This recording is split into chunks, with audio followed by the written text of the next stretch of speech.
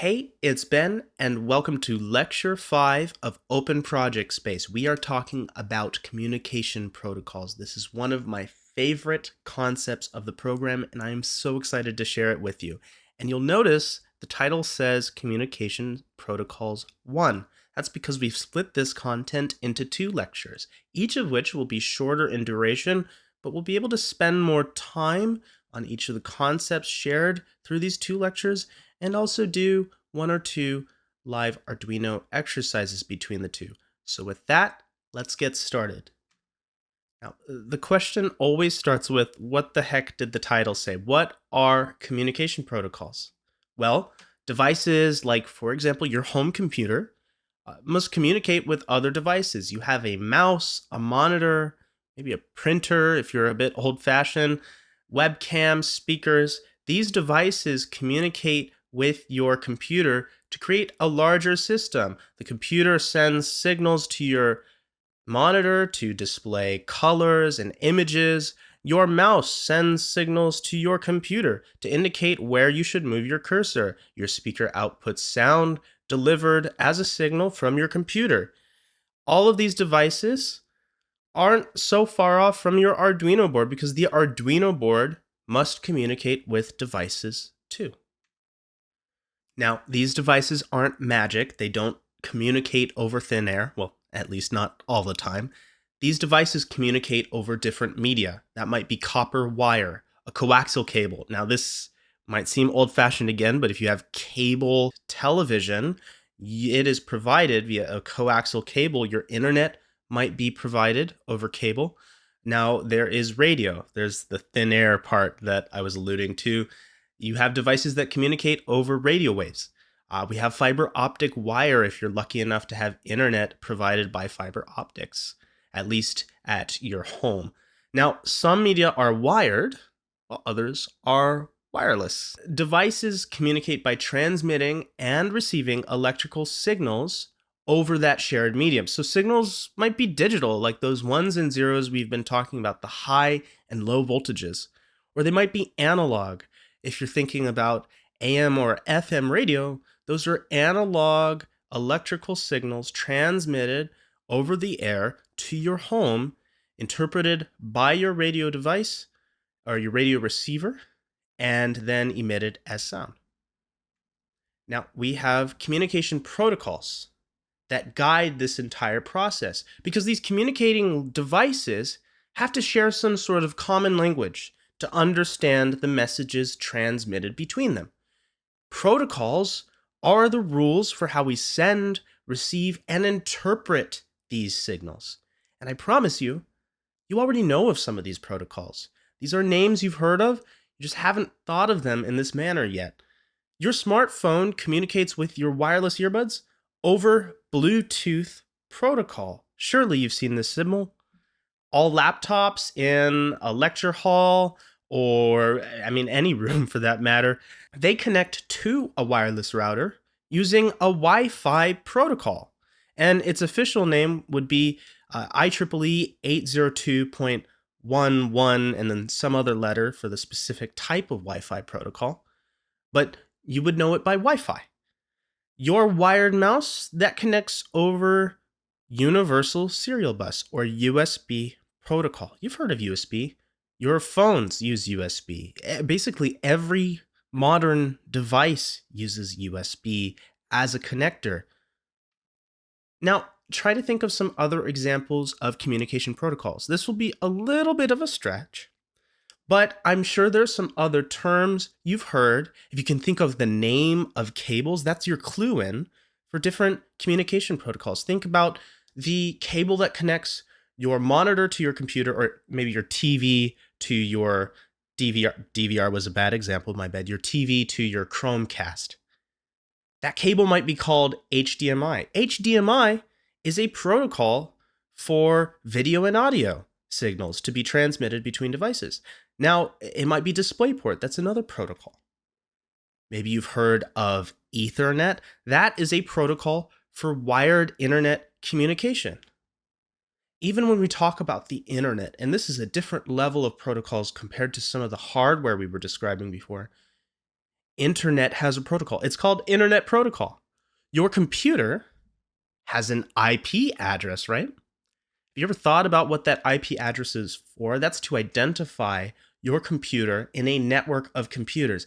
That IP address is defined through the Internet Protocol. And the Internet Protocol determines how your computer communicates with other computers, like maybe a server, like Google, in this big network. Internet protocols, communication protocols, they are everywhere.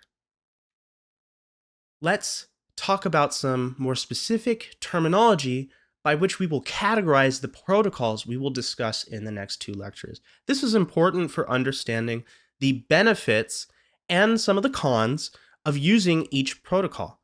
Not a single one, you'll notice, will dominate in every category, but when you build your future projects, you'll find that there are specific use cases for each.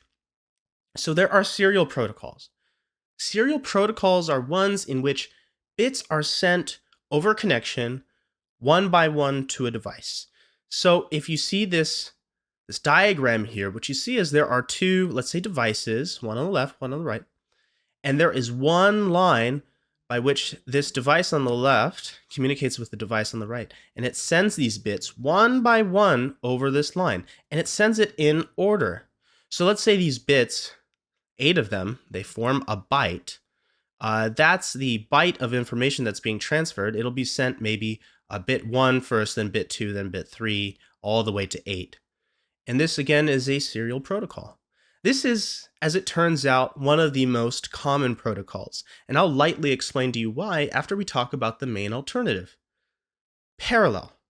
Parallel protocols are ones in which multiple bits, and this is often one whole byte, so that's 8 bits, are sent simultaneously over a connection. And hopefully it's clear here. We have that one device on the left transmitting data to the other device on the right. We have 8 lines, 8 electrical lines now, and a bit is sent at each line. Now, I think the obvious thing here would be that, oh, well, this takes up more space, there are more wires.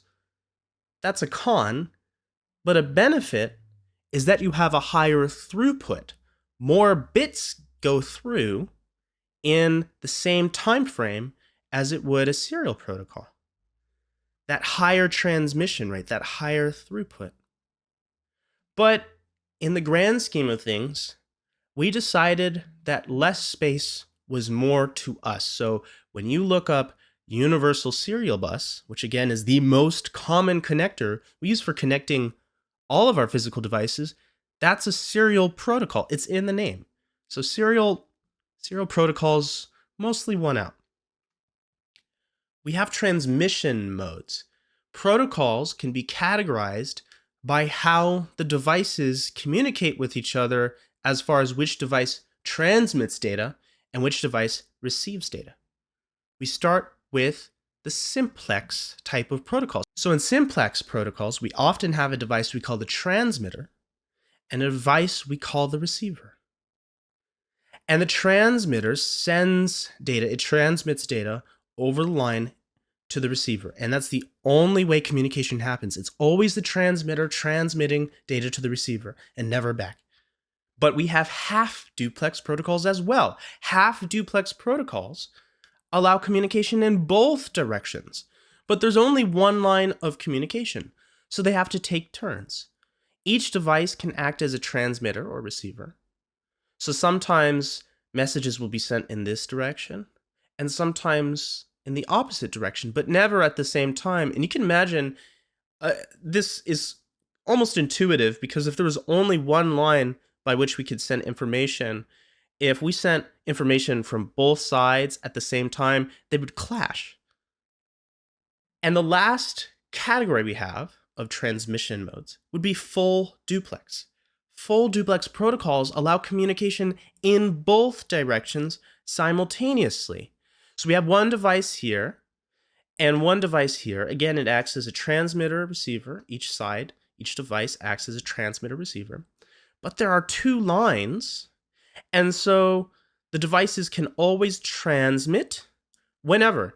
The device on the left can transmit to the device on the right. At the same time, the device on the right can transmit it to the device on the left. So I have a bit of an analogy for you for these transmission modes if something's not quite sticking yet.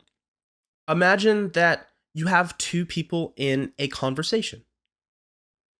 In a simplex conversation, one person, let's say they're a guy, is talking to, was really mansplaining to the other person, and this poor person is doing nothing but listening, nothing but receiving messages from the person who's mansplaining to them. In a half-duplex conversation between two people, it's a little bit better. This is a solid conversation. They're taking turns talking to each other. They'll never talk on top of each other. That would make a lot of sense. But they take turns. And so each person acts as a transmitter of information and a receiver of information.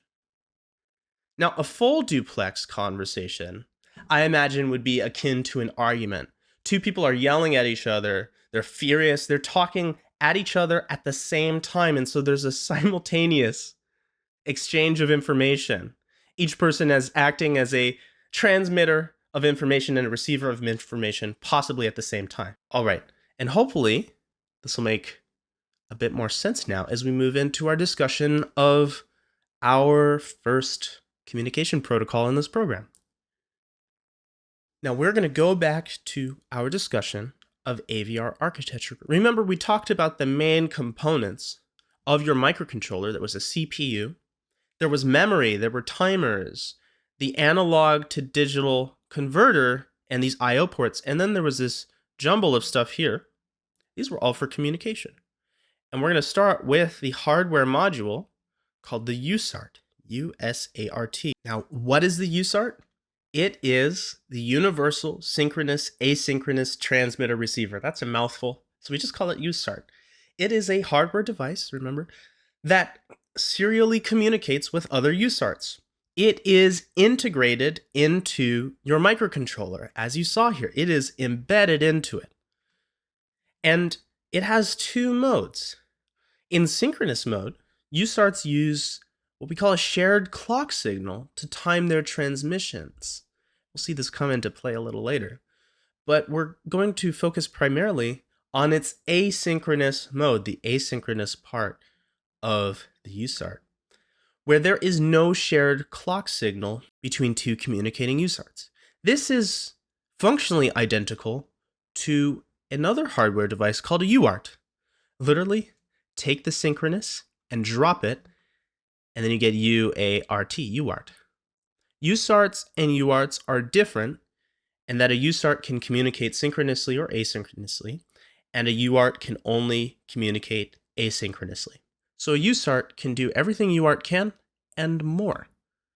And so here in this image, you can see a transmission between two UARTs, or they could really be two USARTs. There is no shared clocks, and a binary signal is being transmitted. It's a stream of bits between one UART and another. Very simple.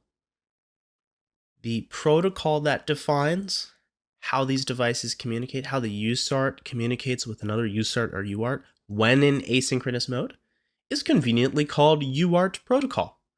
So you have to remember, UART is a communication protocol and a physical device. It has rules for data transmission. It's a protocol and a physical device.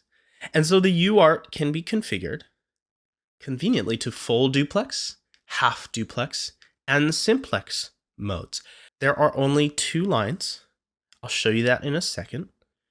And there is no clock signal or clock line, hence the asynchronous part of the title. The data transmission speed is going to be determined by what we call a baud rate. Now, in the grand scheme of things, as I will show you in the next lecture, UART protocol ends up being slower compared to other protocols, and this is due in part to the fact that there is no shared clock signal. The clock signal, if we haven't formally defined it, now we'll get to, is what our digital signals, when transmitted between hardware components, are timed to. And the clock signal is most often a square wave, and a square wave has a 50% duty cycle. It's on 50% of the time and it's off 50% of the time, which creates that square shape. For example, we might have a digital signal, a serial signal, in which one bit of data is sent per clock cycle. So every time there is a rising edge to this clock signal, or maybe every time there is a falling edge, we're going to transmit one bit of data. So on this rising edge, we might transmit a 1. And then on the next rising edge, we'll transmit a 0. And again, it's timed to the clock signal. Clock speed determines the rate at which the data is transmitted. This is measured as frequency, as hertz. Maybe you'll remember when you had built your gaming PC, or maybe you happened to look it up while you were purchasing your last laptop. It had a processor speed, and it was measured, most likely, in gigahertz. These days, you can get something up to 4 to 5 gigahertz, which is quite impressive. So if you go back 10, 20 years and you can look it up, it wasn't even close to that. 20, 30 years, we were talking about megahertz. Big changes in clock speed in a short amount of time. Now, clock speed, if you're remembering your math from high school, is basically the frequency, again. So that's inversely proportional to the cycle or the period. So if you take the period, you take the inverse of it, so that's 1 divided by t, t representing period. 1 divided by t is the frequency. All right, so back to our main discussion. A UART sends and receives transmissions at the speed of the baud rate. And the baud rate is configured by us, the programmer. And understand that this baud rate, while associated to a clock signal, that clock signal is independent between the UARTs. So the clock signal is provided by one microcontroller to its own UART, and it's not shared with the other microcontroller that it's communicating with.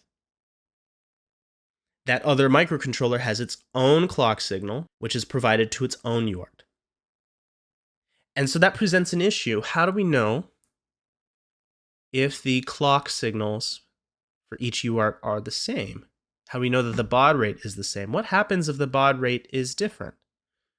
To answer your question, the baud rate must be equal on the two communicating UARTs so that we can successfully send and receive the packets, because baud rate is measured in bits per second. And imagine if one UART was sending at 10 bits per second and the other UART was sending at 5 and it was expecting to receive at 5, it's reading at half the speed it needs to. And so you can imagine if you're reading or if you're listening to someone at half the speed they are talking to you, you're not going to get every word that they're saying. The message will become garbled, and you're going to give up on that conversation. So the baud rate must be equal between the two communicating UARTs. Let's talk about the layout. It's very simple. We can connect two UARTs as pictured. Each of these UARTs has just 2 pins, the transmitter pin and the receiver pin. Transmitter is TX, receiver is RX. And so this makes 2 data lines, which enables that full duplex communication, because we're going to take the TX pin, the transmitter pin, and connect it from one UART to the receiver, the RX pin of the other UART. Hopefully this is a bit logical, that if you're transmitting to someone, you're going to transmit to somebody who can receive. The transmitter goes to the receiver, and on the opposite line, the transmitter still goes to the receiver. Why does it enable full duplex communication? Remember, full duplex means that 2 devices can communicate simultaneously. Do we achieve that? Yes, because UART1 can communicate to UART2 on one line while UART2 is communicating to UART1 on another line. Now, I said we could do full duplex, half duplex, simplex communication. If we took away this line, like we just didn't build a connection here, then it would be simplex mode, because this UART1 is only communicating in one direction to UART2. If we wanted half duplex communication, well, this is up to the programmer. What they could do is only have UART1 send, and then wait UART2 would wait until it received that signal, and then it would decide what to do, and it would transmit back instead of communicating at the same time. So there's some flexibility in that, which you'll see in other protocols is not the same. So now let's talk about how you might take two Arduino Nanos and connect them so that they can communicate with each other. It's very simple. The Arduino Nanos have RX and TX pins. And like I said before, we'd take the TX pin of one nano and connect it to the RX pin of the other. Take the TX pin of that nano and connect it to the RX pin of the first one.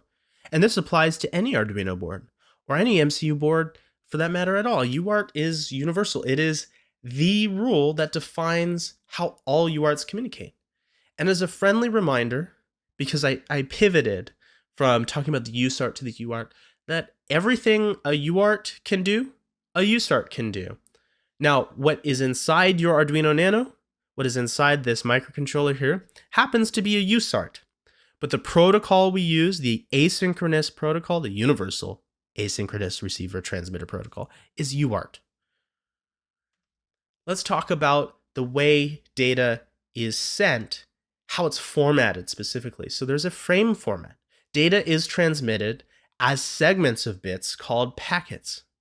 This data is sent one bit at a time, so that's serially, remember, between UARTs. And without modification, the UART packet is going to follow this format. It has a start bit, it has a data frame, it has a parity bit, or 0 to 1 bits, and then it has a stop bit, 1 to 2 bits. And so I'm going to describe to you what each of those mean. And when this data is sent serially, it's going to start left to right, of course, because the start bit, as the name implies, indicates when the package begins. This start bit is represented by the transmission line, that TX to RX line. It's represented by that line being brought from a default high voltage down to a low voltage. And it'll be done for one clock cycle. And then now the receiving UART knows, oh my gosh, I'm going to get a message. I'm so excited. What's going to happen next? Well, I'm going to get the data in the data frame. And it follows the start bit. So we'll get into this in just a moment. If the parity bit is used, we can use 5 to 8 bits of data. If the parity bit is not used, that can be up to 9 bits. But most often what you're going to see in UART packets is that they're configured to 8 bits. There's a convenience to it, which we'll talk about in just a moment. But the gist is the data frame can contain 5 to 9 bits, depending on the configuration by the programmer of the UART packets. That parity bit is an optional bit that comes after the data frame over here, and it is used by the receiving UART to check if the data is free of errors. How? The gist is, if the parity bit, this one bit, is 0, that's an even parity. And the receiving UART should expect from an even parity that the number of ones in the data frame should be even. Because remember, bits are ones and zeros. Let's say we have 4 bits total. We have a number 1010. There are 2 ones in that 4-bit number. And so that's an even number of ones. The even parity exists. And so the UART, the receiving UART, knows everything is good to go.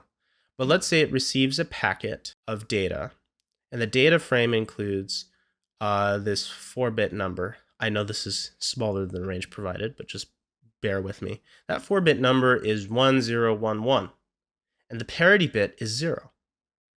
So we expected an even parity, but 1011 has 3 ones in it. That's an odd number. Then we know the data was corrupted, and this is quite common in communication. There's all sorts of interferences that can change a 1 to a 0, and we want a way to correct that. And so parity bits are introduced as a way to verify the data we're receiving. So this is optional again, and we'll find with Arduino that we don't use it, but it's something available to the programmer in a more configurable setting if they so wish. So we, at last, but not least, we have that stop bit. It indicates the end of a packet. So that transmitting UART is going to take that transmission line from a low back to a high voltage, and it can do it for 1 to 2 clock cycles, 1 to 2 bit. Remember, 1 bit per clock cycle. A USART frame, again, is going to look identical to a UART frame when we're in that asynchronous mode. The only difference is that a USART has a shared clock line. Again, no matter what, we are using USART in asynchronous mode. There's no shared clock line, and so we're good. Here's what Arduino does when you use UART. Arduino's default UART frame is going to be 10 bits in size. The optional parity bit is removed. So we have a start bit, we have an 8-bit data frame, and we have a stop bit. Now, why is 8 bits preferable? Well, those characters that you see on your screen, A, B, C, D, E, F, G, all that stuff, those are 8-bit values. Those are a byte. AC, if you haven't heard of it, ASCII, is another standard. It defines how characters are written, which characters exist, and their size. Cool. Now, here's a little aside. USB on the Arduino is directly related to how we use the UART, because secretly, data in the computer, when it's transmitted to your Arduino, is brought to a chip that's called a USB to UART interface. And this chip converts our USB signals, USB being a different protocol, to UART signals. And these UART signals are brought to the microcontroller where the USART or UART lies. And so the Arduino's USB port is hardwired to the UART because of this USB to UART interface. It's hardwired secretly to the TX and RX pins of the board. So we have to be careful. We don't want to use the UART while we're simultaneously using USB. Or these messages sent around are going to be garbled. You might not even intend on communicating to the computer via UART. You have another device connected to your Arduino via UART. But so is the computer. Those messages are all shared. So again, do not use the Arduino UART while simultaneously using USB. Let's talk about at last how we are going to use the Arduino code to wield the power of our USART with UART protocol. And to do so, we will enlist the help of the serial library, which is not only already installed in the Arduino IDE, but it's built in, and so you don't need to add any headers or any includes. Something important to note here, though, is that the Arduino Uno and the Nano and many other Arduino boards only have one USART. And so in the situations in which we might want to use more than one, we have a workaround. We can use the software serial library to emulate a second UART programmatically. The software serial library only does the asynchronous side of things. It only does UART protocols, so keep that in mind. Now, notice how I said emulate. We're using code to turn digital pins into a UART. This is inherently less efficient than having the actual hardware. And so you have to be careful. There are some shortcomings to this approach, and you'll see some of it articulated in the project associated with this lecture. And you can learn more by clicking on this link to read about the software serial library. Another workaround might be to use a different protocol. You have protocols which enable communication between more than two devices. And so you don't have that same limitation with USART or UART, where you can only have one device communicate to another. All right, so let's dive into the serial library. You should recognize serial, that object that we've been using in our setup. Earlier, we described it as the object that facilitates the communication between our Arduino and the computer. But what it really does is facilitate communication between the Arduino board and other devices over UART protocol. And so, if we use serial.begin in our setup, the whole point of that is to set up the baud rate. So we pass 9600 into this function call because this is the default baud rate that we want to use when communicating between UARTs. And remember, the two UARTs, your USARTs when in asynchronous mode, must have the same baud rate. So 9600 is the most common value that we're going to use. Serial.write is the next main function. This is what transmits from the UART in the Arduino board to another UART device. We have some other variations. One allows us to take a value, a single byte of data, and send it, and the other allows us to send a string or series of characters or bytes through UART. So we have two examples here. Maybe we want to send the number 62, or maybe we want to send the string of characters. Remember, this is really 1, 2, 3, 4, 5 characters, each of which is 1 byte. We want to send this over our data line to another UART. Right, so that's serial.write. You might also recognize serial.print and println. These are other functions you can use with the serial library. You've already used them, but these are more common for debugging when you want to print some sort of statement, like a phrase, some other messages to your computer. Serial.write is better for when you're at that lower hardware level, you're communicating to other low-level UART devices. Moving on, we have serial.available. Let's say we're the receiving Arduino now. We're receiving data transmissions. How do we know when it happens? How do we account for that in our code? We use serial.available to tell us when there is available data to read. And so serial.available returns true if the UART has received data.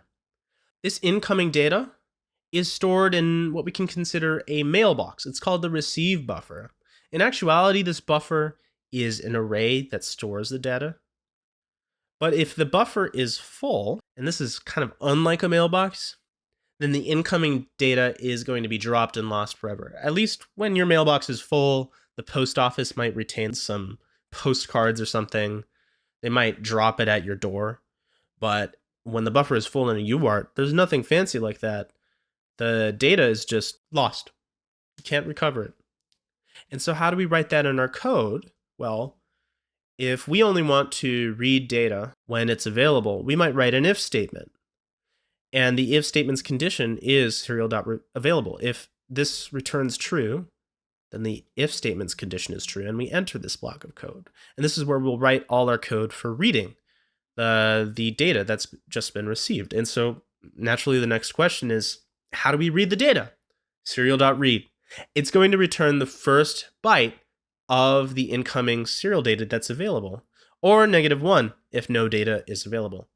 And so you can imagine there is some ambiguity if you sent a value which is -1, and then serial.read returns -1. How do you know when no data is available? Better to use serial.available to check. All right, so this data is returned as an int. And so each time this function is called, what happens to that receive buffer?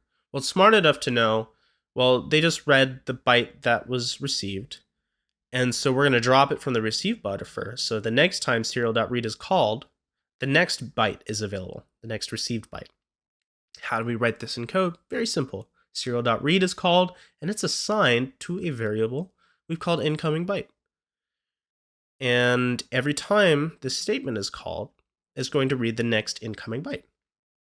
Very, very simple. And that summarizes how we use UART protocol on your Arduino board. And now for a quick exercise, because no lecture is complete without some hands-on kind of activity. I say that even though the first couple lectures were absent of that. I have a small task for you. We're going to write a program that's going to perform some echo communication. And it's going to satisfy the following requirements. And I know it might seem tedious to just read from a list of statements instead of getting template code to start with. But in the real world, it's often absent of template code. You just get a list of design requirements, and you're required to build your project from there. And so we're going to emulate that here. And at any rate, the template code would be too small to begin with. It would be pointless. It would just be the end of the project.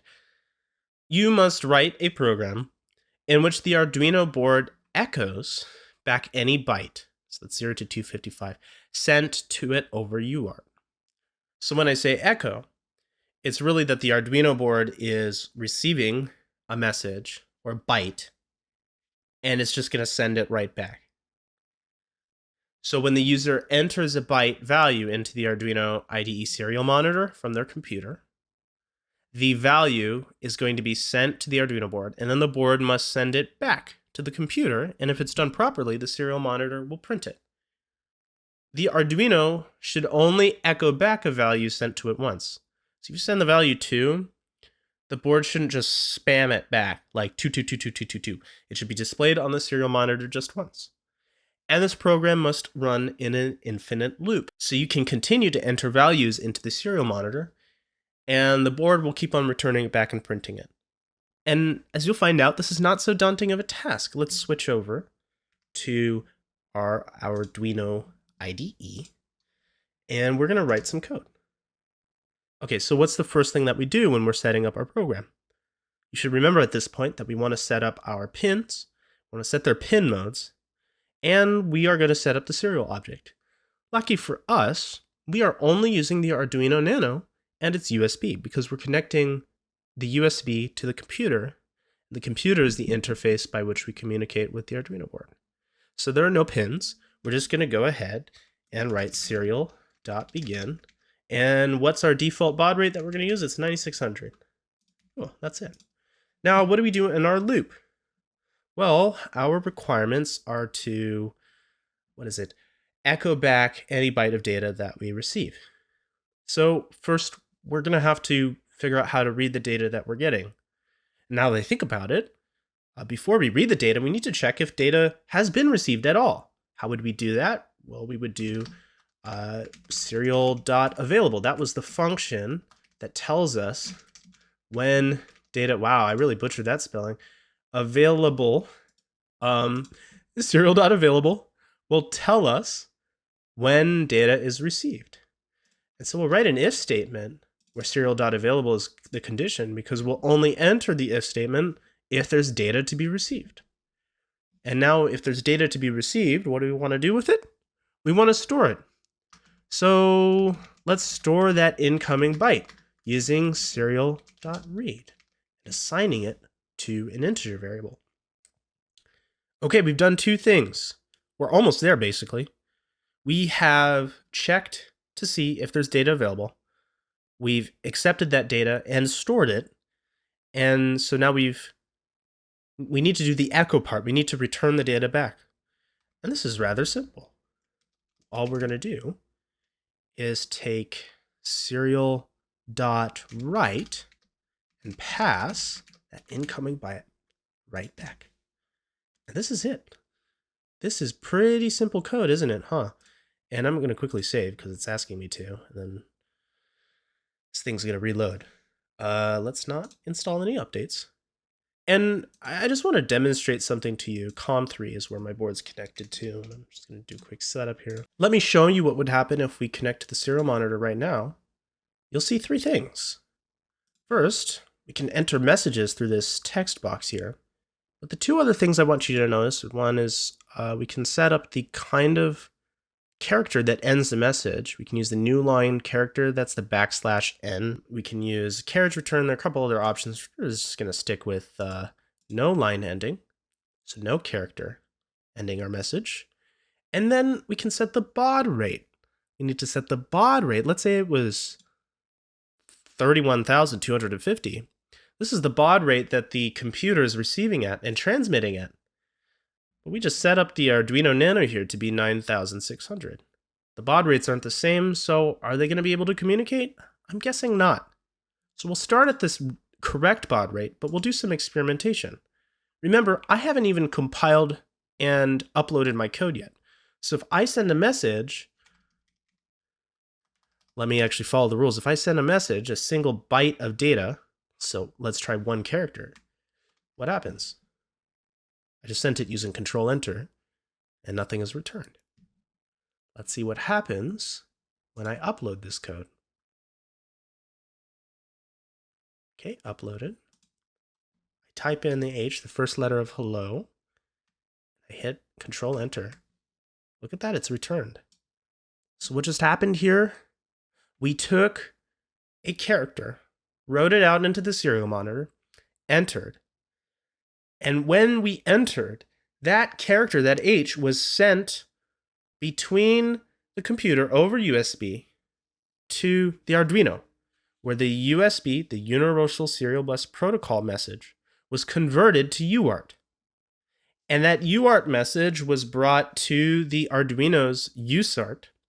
The USART interpreted it, it received it, and it sent it right back. Sent it right back through that USB to UART interface, back over the USB cable into my computer, and the computer received that message, and it printed it out on this display. Beautiful, isn't it?